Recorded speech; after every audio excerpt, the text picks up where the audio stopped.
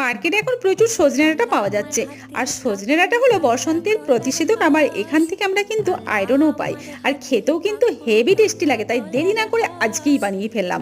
কড়াইয়ে তেল গরম হয়ে যাওয়ার পর একটু বড় করে আলুগুলো কেটে নিয়েছি, তাতে পরিমাণ মতো লবণ আর একটু হলুদ লঙ্কার গুঁড়ো দিয়ে ভেজে নিলাম।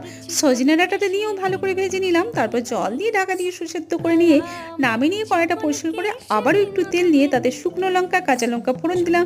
ফোড়নটা হয়ে যাওয়ার পর একটু গোটা পোস্ত ফোড়ন দিলাম। এই পোস্ত ভাজা হয়ে গেলে এত সুন্দর একটা স্মেল লাগে না। তারপর একটু বেশি পরিমাণে পেঁয়াজ দিয়ে হালকা ভেজে নিলাম, কারণ পোস্তর পেঁয়াজ বেশি ভাজলে ভালো লাগে না।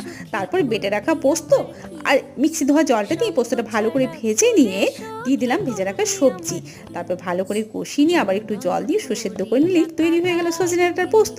আমরা বলি পোস্ততে হলুদ দিলে ভালো লাগে না, পোস্ত ভাজলে ভালো লাগে না, কিন্তু সবজির পোস্ততে একটু হলুদ দিতেও লাগে আর একটু ভাজলেও কিন্তু খেতে ভালো লাগে। কেমন লাগলো অবশ্যই জানিও।